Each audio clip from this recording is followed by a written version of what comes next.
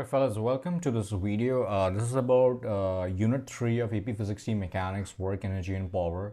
This is a complete unit review. We're going to solve about 30 questions, testing you on all the concepts that are tested in this particular unit. As always, you can download this worksheet from the link in the description. Stay tuned because I will be posting the other reviews as well for the remaining units. And if you need private tutoring, feel free to reach out. All right. There's a 3 kilogram box that slides along a distance of 2 meters on a frictionless surface inclined at 30 degrees above the horizontal. How much work is done on the box by the gravity? So I know that the situation is something like this, and this is 30 degree over here. This guy is 3 kilograms, and it slides 2 meters, right? Slides along a distance. Obviously, if this is frictionless, then it must be coming down, right? Like this, 2 meters. Now, I very well know the formula for the work, right? Work is given by Fd cos theta for a constant force. We need to find the work by the gravity, and the gravity is acting straight down, which is 3g because mass is 3 and gravity is just g. So force is 3g, distance is 2, and cos of the angle between, now be careful, the angle between the force and the displacement, if this is 30, this is 90, so this is going to be 60 degrees, right? This is cos of 60 degrees. So this will be 3 times 2 is 6, 6g cos 60 is 1 over 2. So this will be 3g, and g is around 10. So I'm going to get 30 joules as my final answer. And yeah, if you take, 9.8 as g, then you will get option D. So 29.4 joules. Okay. A particular force on an object applies such that its strength can be expressed as a function of time. So F is dependent on X. Excellent. Object has 32 joules of kinetic energy when it is at the origin. From there it is displaced 4 meters. What is the final? This is based on a really important concept that work done by all the forces is equal to the change in kinetic energy. Now, since this is the only force that is given, so this will be considered as the force that will be doing all the work. But you cannot do Fd cos theta because force is no longer constant. So you're going to use F dot dx integration from initial point, which is origin, to final point, which is 4, is equal to the change of kinetic energy, which is Ke final, which we need to find, minus Ke initial. So 6x square minus 2x minus 5 dx integration from 0 to 4 is going to be Ke final, which I do not know, and Ke initial is already given as 32.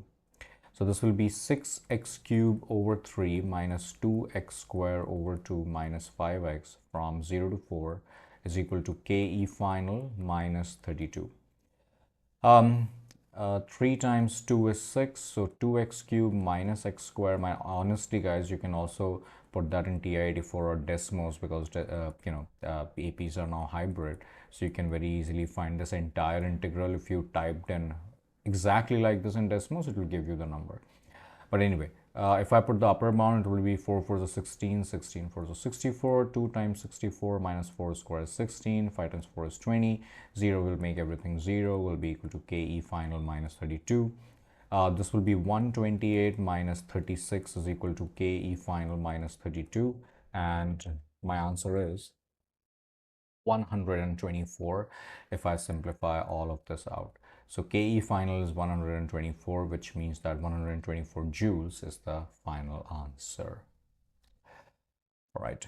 The net force acting on a sled on a frictionless track of ice is plotted on the graph as it is displaced from the starting point. The mass of the sled is given, so if it started at rest, what is the speed at 4? This is the same concept, but just along with another concept. Again, we are going to use that work done by all the forces is going to be equal to the change of kinetic energy. But in this case, the force is not given.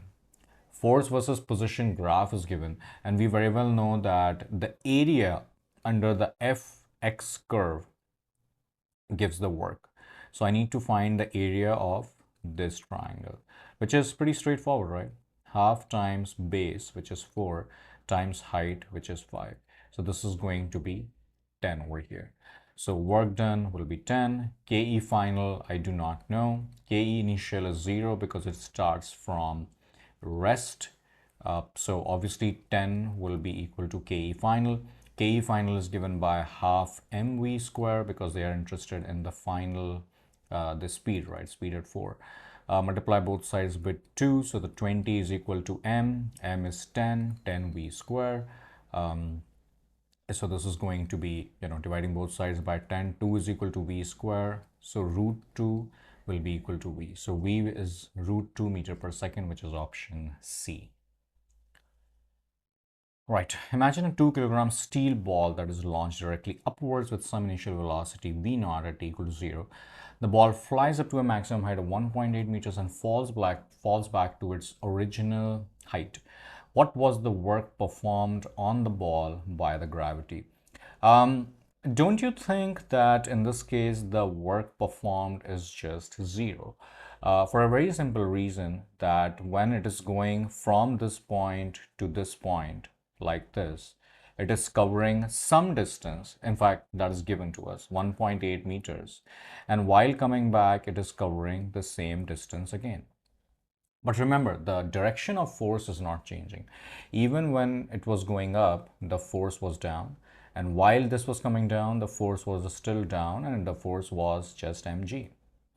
So in the first case, whatever work was done, that was mg times d, which is, let's say, d, times cos of 180 degrees. So it was minus mgd. And while it was coming down, it was mg times d times cos of 0, which is just mgd. So effectively, gravity has not done any work because this negative and positive work cancel each other. So the answer has to be option A. Right, a 3 Newton force applied on a 0.4 kilogram mass makes the mass move at a constant speed. In the span of it moving through 4 meter, how much work does friction do on the mass? Okay, if 3 Newton force is applied on a 0.4 kilogram mass and that is making it move with a constant speed, it definitely means that the net force must be 0. And the net force will be 0 only and only when the friction is equal, the friction, opposes the force completely. So the friction is also 3 newtons. They are saying that it moves by 4 meters. So obviously if it moves by 4 meters, the work done is going to be FD cos theta, which is going to be 3 times 4 times cos 180 degrees. Cos 180 is minus 1. So minus 12 joules. That's going to be the work done by the friction. Okay. A ball hits and bounces off a wall. Before the collision, kinetic energy was k. After it was k over 16. So after the collision, what is the velocity of the ball in terms of initial velocity v naught? This is less math and more algebra, honestly, because you're going to say that initially half m v naught square is k, right? Because initial velocity is v naught, and that is the formula for kinetic energy. After collision, let's say the velocity is v. So half mv square is k over 16, right? This k I'm going to sub in over here. So it's going to look like half mv square will be equal to 1/16th of k, where k is half mv naught square. I hope it makes sense because I just rewrote this k over 16 as 1 over 16 times k, and then replace this k by half mv naught square. If you look at it carefully, half m is gone from both the sides. So v square is equal to 1/16th of v naught square. If I'm going to take square root, then square root of 1 over 16 is 1 over 4, and v naught square is v naught. So the final speed is actually 1/4 of the initial speed. So see. All right, guys, if you have found any errors in my work, feel free to post it down in the comment section. I'll be happy to correct that. All right, a particle had potential energy dependent on its position, represented by this. So what force it feels at 1 meter. This is a pretty important formula, guys, and I hope you have memorized this, that force, the conservative force, because of which this potential, we are having this potential, is negative of du over dx. That's the formula. So it will be negative of, what is the derivative of e to the 2x plus 1? It will be e to the 2x times 2 plus 0 using the chain rule. So it will be minus 2e to the 2x, that is the force. And at x equal to 1, all I have to do is replace x by 1. So it will be minus 2e square, and minus 2e square is 14.8 meters, negative 14 point, sorry, not meters, newtons. So negative 14.8 Newton, this is option E, so that's the correct answer. Okay. A particle experiences a force given by this. What is the potential energy? That's the same thing. The only difference is now we have to integrate, because force is given by negative of du over dx. So f dot f dx, not dot, f dx is equal to negative du. So if I integrate both the sides, I should be able to get the potential energy. So f is kx square. So kx square dx is equal to minus du. Du is nothing but x values from here. I need to find from 0 to some value x. And initial potential energy is not really given. So ideally, I should put a constant of integral. So rather than putting the bounds, I will make this as, kx squared dx is the minus of integration of du. So this will become k times x cube over 3. This integral is u and then plus c. But I don't really know at x equal to 0 what is the potential energy. Usually they give that in the question. But if nothing is specified, then I'm just going to assume that at x equal to 0, u is 0, which means that 0 is equal to 0 plus c, which means that c is 0. And that's what I'm going to plug in over here. So kx cube over 3 is equal to negative u, which means that u is negative kx cube over 3. The best choice looks like option E. That should be our correct answer. All right, guys, if you're enjoying this video so far, please like and subscribe. Please also share it with your friends. It will be helpful for them and for me. If a particle has a position dependent potential function, then where will the particle be at equilibrium? So equilibrium happens wherever the force is 0, right? So forces, we already know now, it's negative of du over dx. That's going to be 0. What is the derivative of position function? I think that's going to be 2x minus 3. That's going to be 0. Minus of 2x minus 3 is same as 2x minus 3. That should be 0, which means that 2x should be 3, which means that x should be 3 over 2, which means that x should be 1.5 meters. So that should be our final answer, which is option C. Okay. An object is attached horizontally on a frictionless surface by a given spring, which obeys Hooke's law. Well, that's interesting. When the object is at some position A, the force felt by the object from the spring is this, and the potential energy is this. At some different position B, the force is a little more, and what is the potential energy at that point? Okay, I know that the force of the spring is given by negative kx naught, right?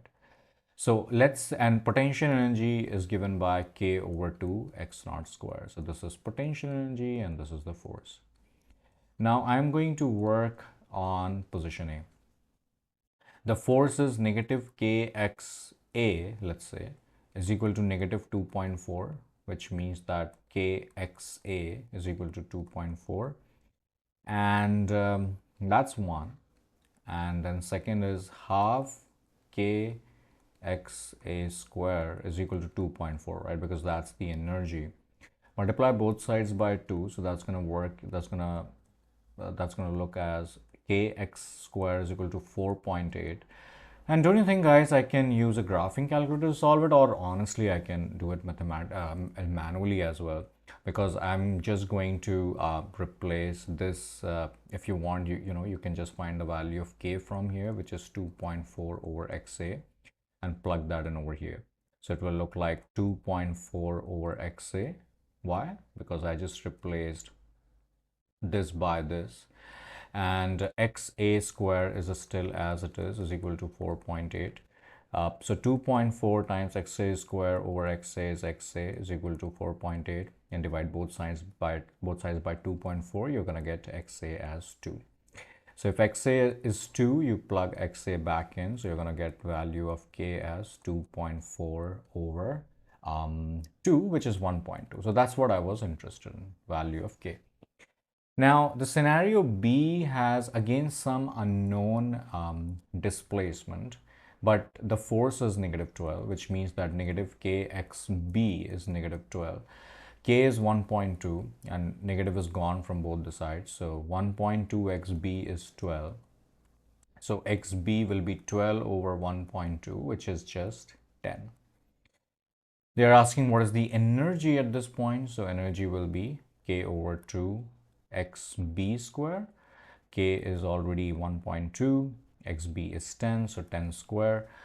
So this will be, I think, 100. So 1.2 times 100 is 120 divided by 2. So that's going to be 60 joules. So 60 joules is, yeah, fortunately, option C. That should be our answer, right? Okay.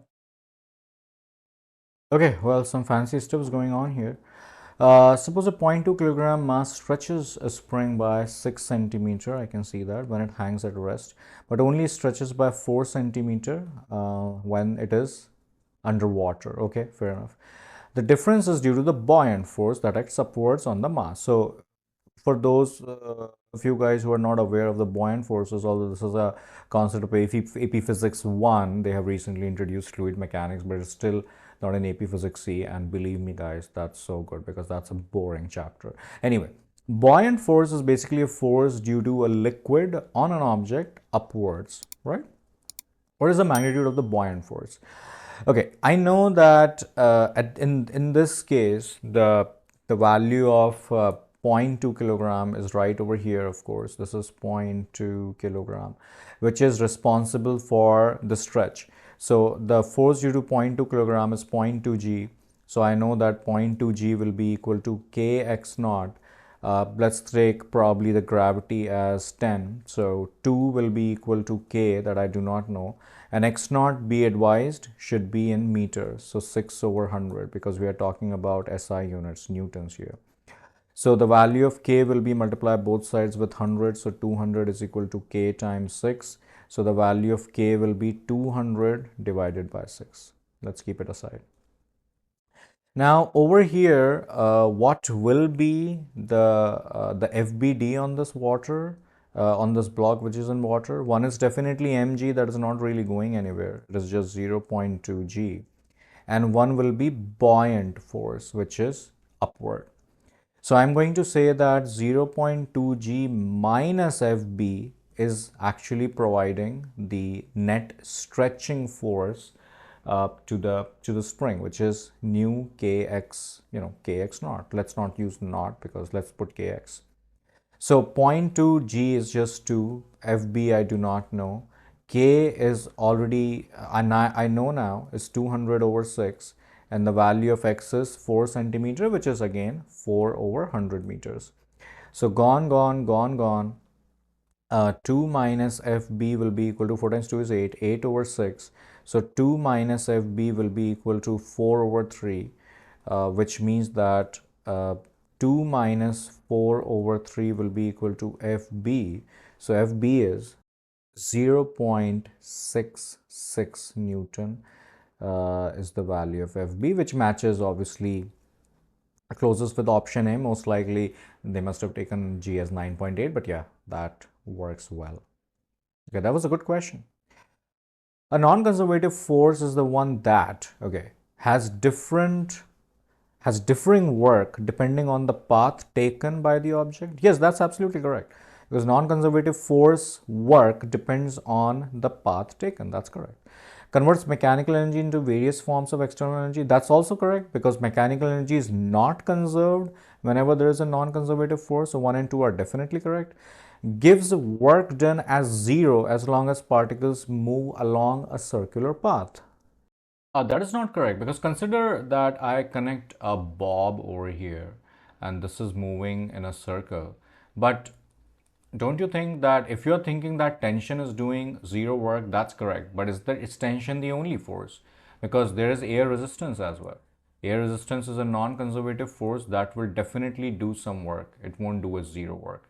So 3 is wrong. So I'm going to mark option D as my correct choice. Okay.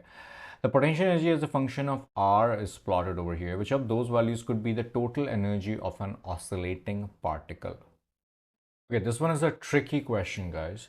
The idea is if I want my particle to oscillate, it should be within the potential walls. Potential wall means the total energy of the particle should be more than the minimum potential energy, and less than the maximum potential energy, or let me call it local maximum potential energy, because we want it to oscillate. Minimum potential energy would ensure that its kinetic energy is maximum, and local maximum potential energy will ensure that this is the point where the kinetic energy is zero. And I want it to oscillate, so I want it to oscillate between zero and max kinetic energy. So this happens between 1 joule and the local maxima is somewhere around 3 joules. So between 1 and 3, there is only option between 1 and 3, which is 2 joules. So that can be the total energy of the particle if it wants to oscillate. Okay, a small block moves around a frictionless track. What is the minimum speed that the block must have at the bottom so that it completes the loop? Okay, this is a very important concept, guys. And the idea is whenever they ask for the minimum speed, look at the topmost point here. Uh, the FBD will be a normal reaction and mg both are going to act. And I know that Fn plus mg at that point, let's say this is V, should be equal to the centripetal force, which is mv square over r. But since I need the minimum speed at the bottom, I'll assume that at the top, it almost comes at rest. Almost comes at, sorry, not comes at rest, sorry, I misspoke. It almost loses the contact from this floor. So Fn becomes 0, that's the limiting case, which means that mg should be equal to mv square over r, gone. So gr is v square, which means that root gr is the speed at the top, not at the bottom. Don't mark root gr yet. Now, if I want the speed at the bottom, let's say this is v naught, I'm going to conserve the energy because there is no friction and normal is not doing any work. So mechanical energy is conserved.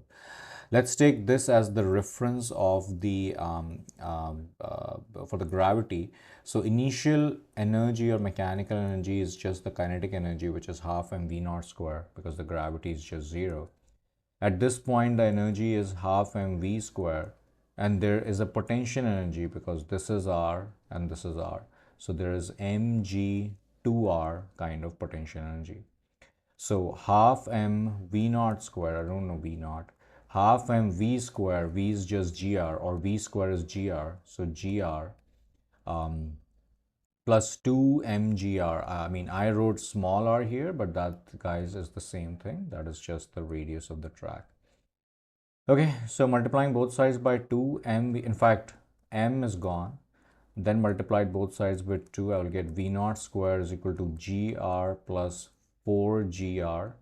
gr plus 4gr is 5gr, and the value of v naught will come out to be square root 5gr.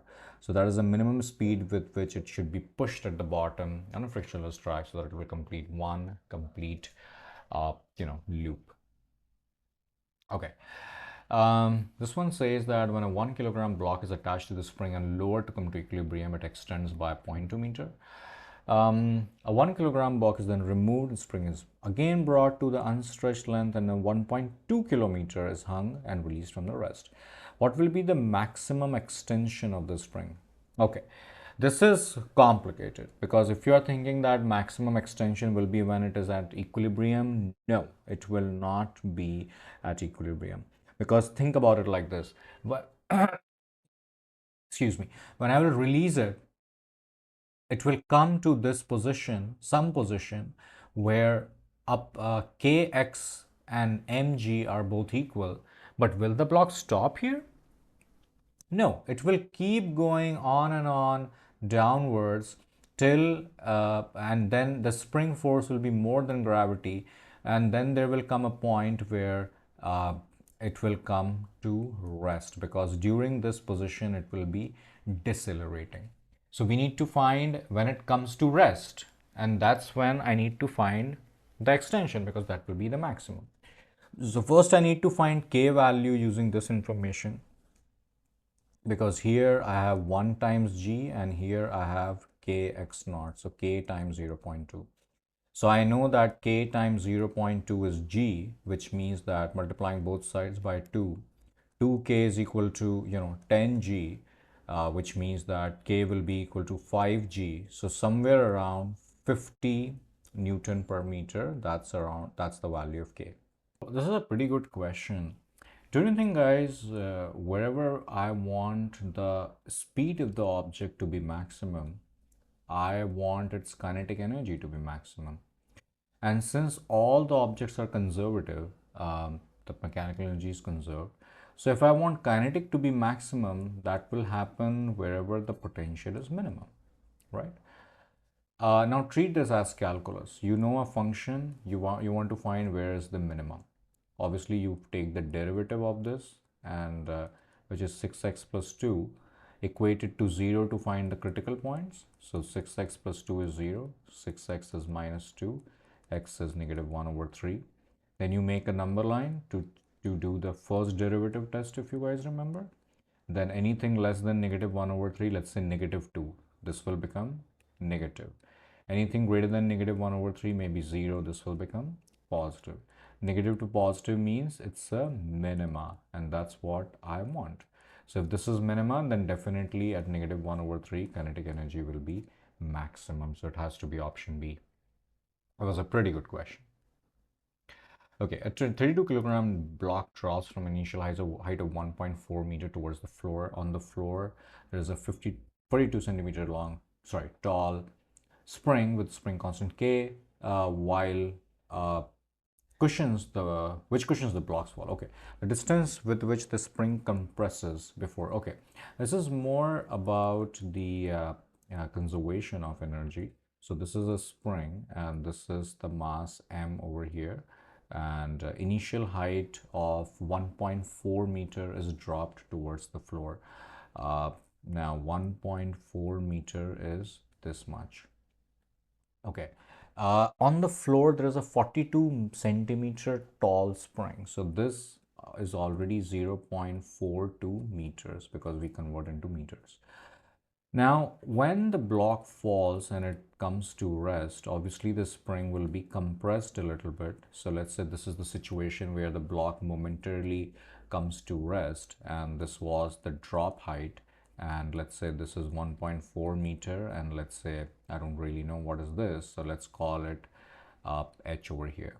And I know that this was the spring's natural length, which was 0.4, and since the new length is x, obviously it has been compressed by 0.42 minus h, right? Because 0.42 was initial, h is the new one, so this is the height by which, or distance by which it has been compressed. Now I'm going to compare the mechanical energy, because that's conserved. Taking the ground as the reference point, here there is one energy, which is mgh, gravity. So m is, I think, 32 grams, right? I'm just going to consider it as m, and g and h. There is no spring, because it's at natural length and released from rest, so there is no kinetic. Here it comes to rest eventually, so there is no kinetic. But there is gravity, which is mgh, that I do not know, that I need to find actually, and half kx square, where x is 0.42 minus h. Okay, now I'm going to equate these two. And m is 32 grams, so it's 0.032 times 10 times 1.4 is equal to 0.032 times 10 times I do not know h. K is 32 and this is 0.42 minus h whole square. Okay, I'm going to use Desmos over here or TI-84. Actually, I'm just going to change the gravity to 9.8 before typing it in Desmos. It honestly doesn't really make a big difference, but I just want to be sure because anyway I'm using the calculator.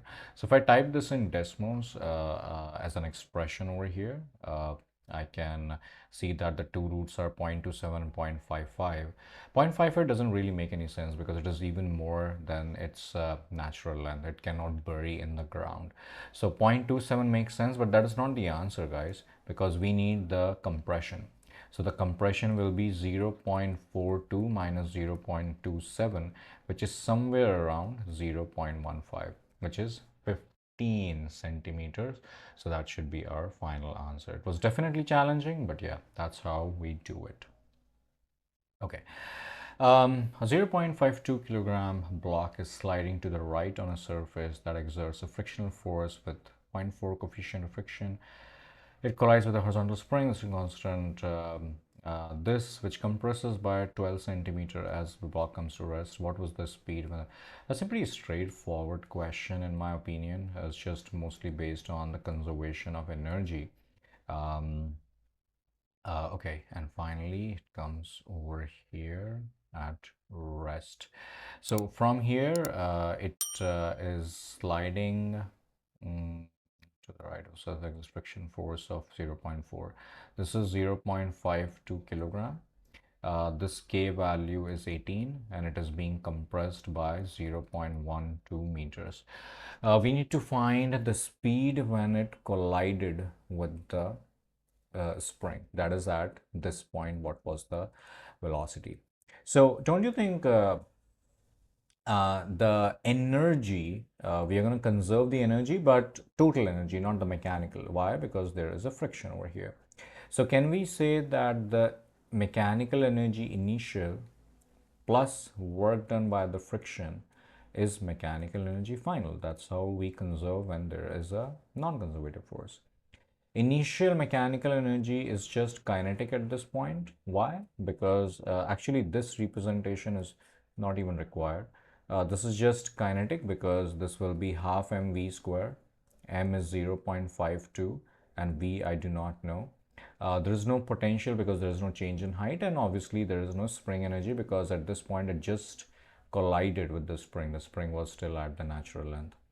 Work done by the friction will be F dot D or Fd cos theta, Fd cos theta, and final mechanical energy will just be the energy of the spring because the block came at rest. So that's K over 2 x naught square. So K over 2 x naught square. Okay. This will be 0.26 v square. Friction is mu times normal reaction. Mu is 0.4 and obviously the normal reaction is just same as mg. M is known to us, right? Yeah, 0.452. So mg, let's take g as 9.8. D is basically same as the distance of the compression, and the compression is 12 centimeters, so 0.12. And theta is, of course, I've already taken negative here. I don't know why I put negative. It should be positive, then it should become negative because it is cos 180, right? Friction is here, displacement is here. So cos 180 is -1 is equal to 9 times 0.12 square. So let's solve for v. So v from here using a calculator is coming as 1.1997 meter per second, and I think the closest value is 1.2 meter per second, which is option C. A 2 kilogram object is tossed straight up from the top of a 25-meter high building with a speed of 10, misses the roof on the way back and falls all the way to the ground. Assuming air resistance is negligible, what is the change in kinetic energy of the object from the moment it is tossed to the moment of the impact? I can conserve the energy because no non-conservative force is involved. So this is the situation and this is the final situation. Initially, remember this is 25 meters. So initially, if I take the reference, it has kinetic plus potential. Kinetic is half m is 2, v square, v is 10, plus mgh, m is 2, g is, let's say, 10, h is 25, and this is equal to, by the way, I need to find a change in kinetic energy, so honestly guys, just put it as k e I is equal to KEF, because that's the final potential energy. Final kinetic energy, and potential is 0. So 25 times 2 is 50, 50 times 10 is 500, is equal to KE final minus KE initial. And isn't that what they want?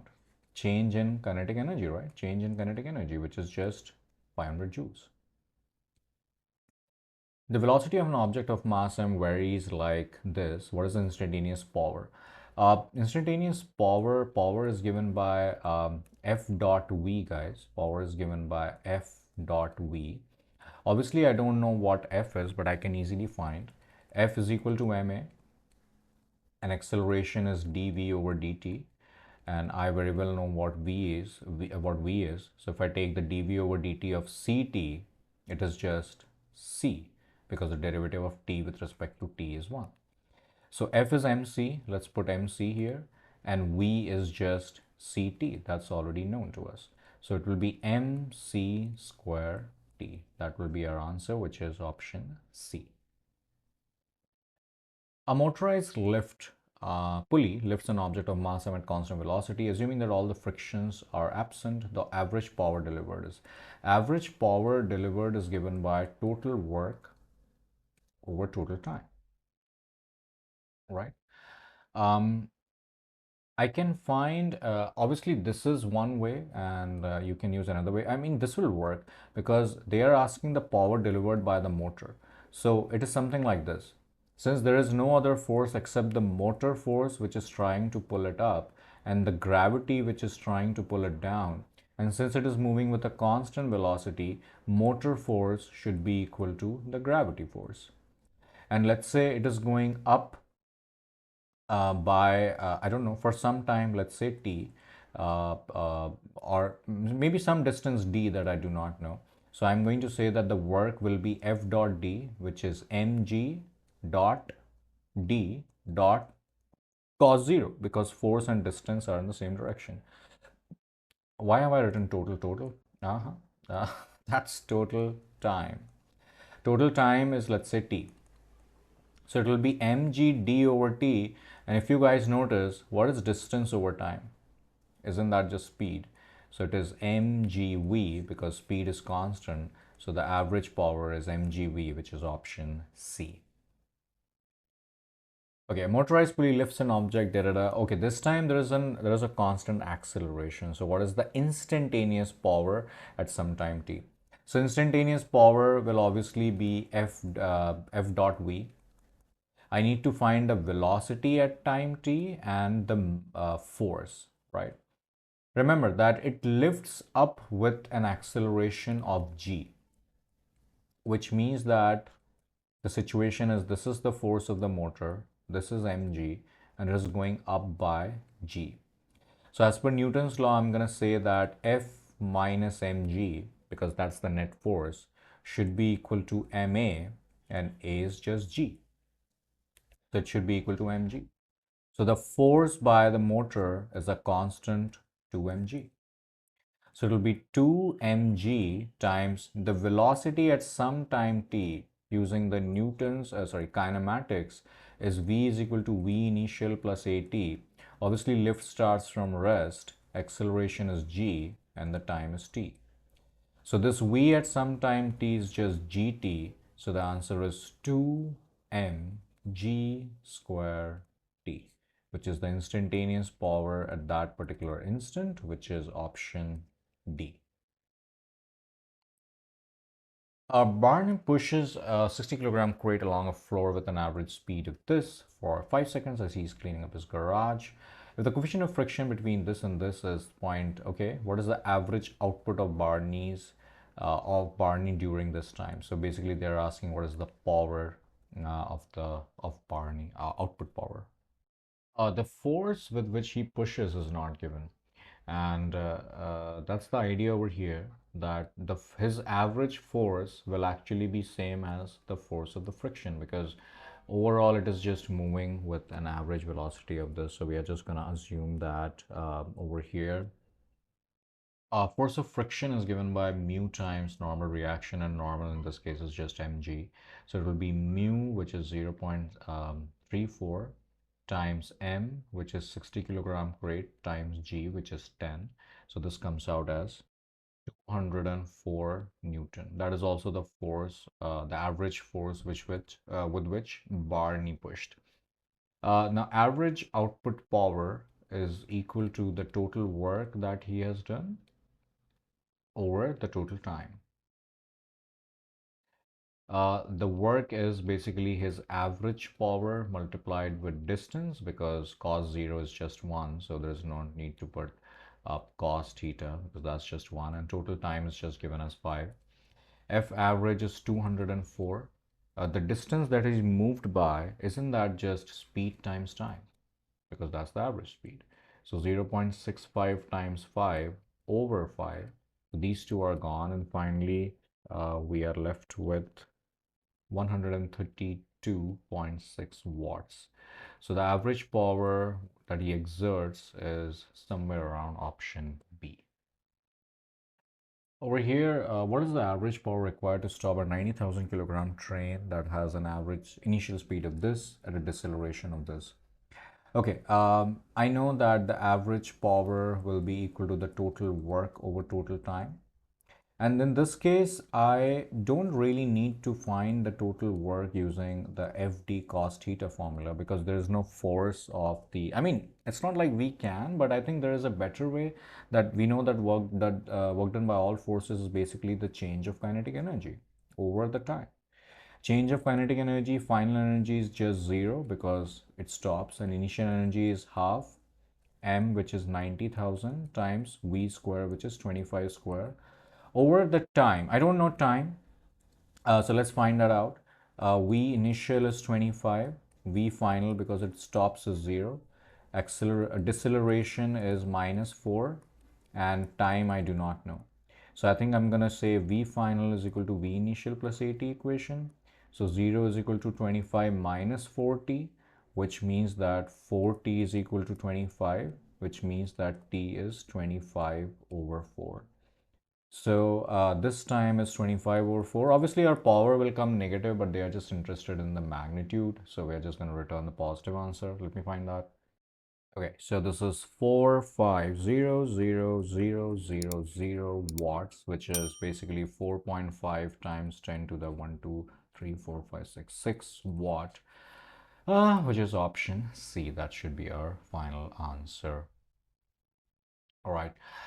I hope you're enjoying this video so far, guys. If you are, please like and subscribe. Please share this video with your friends. It will really help me and your friends as well. And if you need private tutoring, feel free to reach out.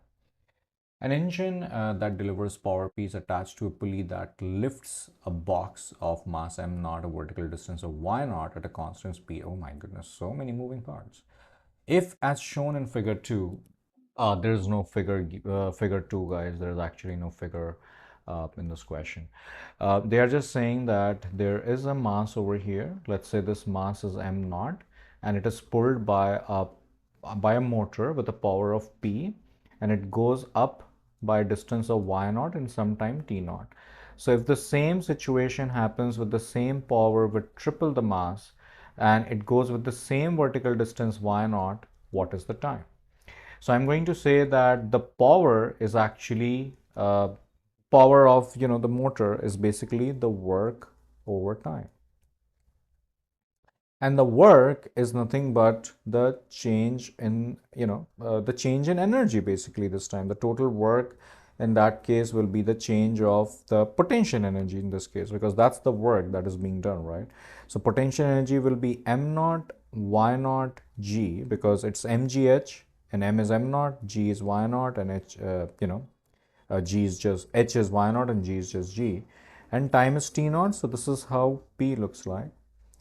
In the next case, I think it's going to work as P is equal to 3 m naught y naught g over some time that I do not know.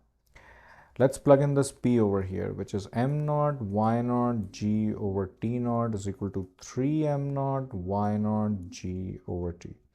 M naught y naught g, m naught y naught g is cancelled. So 1 over t naught is equal to 3 over t. If we cross multiply, then the time will be 3t naught. So it should be option D.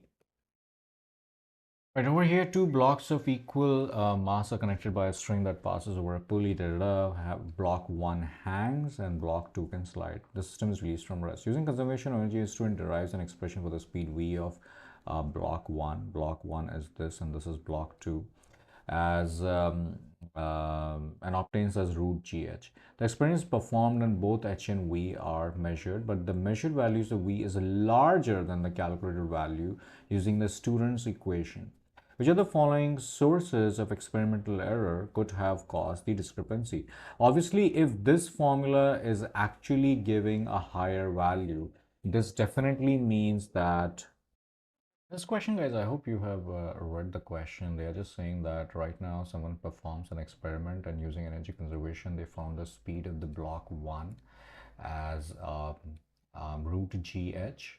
But actually, when it was performed experimentally, that speed came out to be more than root gh. Then which of the following can be the answer? Guys, friction and air resistance is just not possible, because if you take friction, the actual speed will actually be less, not more. And if you keep on increasing the mass of 2, assume that you make it so heavy, you keep on making this heavier, heavier, heavier, heavier, heavier. So obviously this system, this block has this block will have less tendency to go down. The velocity will decrease.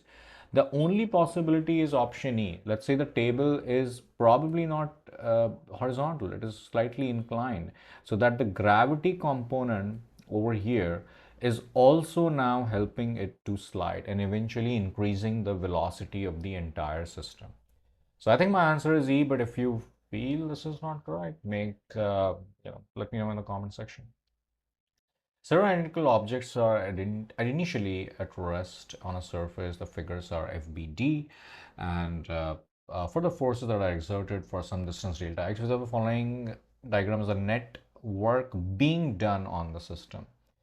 Okay, if there is some network that is being done on the system, is the network being done on the system? Zero. Sorry, okay, that's a weird statement, but where's the network done? Zero. That's what they're asking. I think it has to be a symmetric option, which is option D, because if it is moving to the right, first off, these two guys will not really be doing any work because they are at 90. And whatever work this force does because of this angle, this force, because of its symmetric angle, because this is 180 minus theta, it will work, it will do exactly opposite work, same magnitude, opposite sign. So eventually they will not do any work on the system. So it should be option D. A conservative force has the potential energy. Here, the particle moves in one dimension under the influence of the force has a kinetic energy of 1 joule when it is at position x1. So at position x1, its potential is -2 and kinetic is 1. Fair enough. Which of the following is correct about the motion of the particle? So I know that at x1 its kinetic is 1 joule, its potential is -2 joule. So its total energy is actually -1 joule, which is going to be conserved because the force is always conservative in nature, so the mechanical energy is conserved. So don't you think that if total energy is literally -1 joule, how can the energy or the potential curve go in this region where the potential is more than -1 joule? The reason is very simple, guys. Let's say the particle is at 1 joule. So in order to make the total energy -1, which is not changing, 1 plus kinetic energy should be -1. So kinetic energy should be -2. But can the kinetic energy actually be -2? No, kinetic energy can never be negative. So the yellow region is just not possible for the function to, for the particle to go over there. So I will say that, let's read the option. It oscillates with the maximum position x2. No, it cannot really go to x2. It moves to the right of x3 and does not turn. I don't think so. It moves to the left of x naught. Where is x naught over here? Okay, we need to look. This is x naught, guys. Sorry. This guy over here is x naught. Um, it comes to the rest at either x0 or x2, and it cannot, yeah, this is the best option. It cannot reach x0 or x2 because these are in the yellow regions and these are forbidden regions. They can never reach these positions. It was a good question, I think. Okay, a conservative force has potential energy U. The function has 3 kg moving around and influence of force, a kinetic energy of 9.5 joules at the position x equal to 10. Isn't that almost the same question? Which are the following positions that the object comes to rest? Okay, similar question. So at 10 meters, its potential is about -2. So the total energy will be kinetic plus potential, which is 7.5 joules. Now, if the total energy is 7.5 joules, obviously kinetic energy plus potential energy at any point will be 7.5 joules over here. Now, I want the object to come to rest. So I want the kinetic energy to go to zero. So I want the potential energy to be 7.5 joules.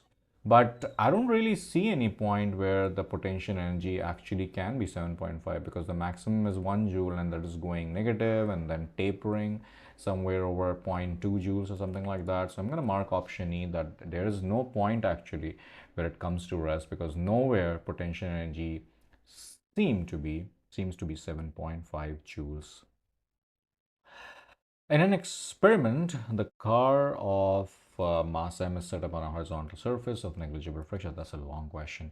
Group of students push the car towards an ideal spring of known spring on the vertical surface. The motion sensor is set up behind the cart, and the force sensor is attached to the cart as shown in the figure. The motion sensor is used to measure the position and speed of the cart, and the force sensor is used to remind the force on the spring exerted. Which of the following hypothesis can this experiment be used? Can this experiment be used to test? That's a long, wordy question, but honestly, they are just testing the conservation of mechanical energy because the friction is negligible. Um, if you look at option D, they are saying that because right now the speed is not changing, and the moment it hits the spring over here, obviously the spring is compressed, and at this point the system comes to rest. The only force that is exerting that is involved is the spring force.